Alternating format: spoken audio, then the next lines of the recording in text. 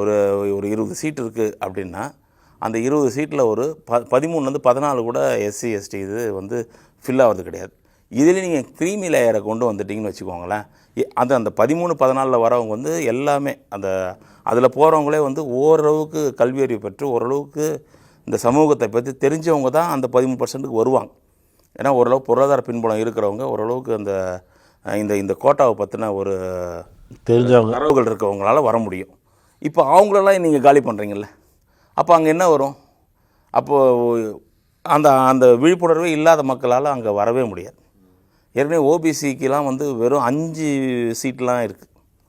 கிட்டத்தட்ட 27%ன்னு சொன்னால் கூட 127 சீட்டுன்னா கூட 5 இடங்கள் தான் அவங்க பிடிச்சிருக்காங்க. மற்ற எல்லாம் காமன் கோட்டாராக வந்துடுது.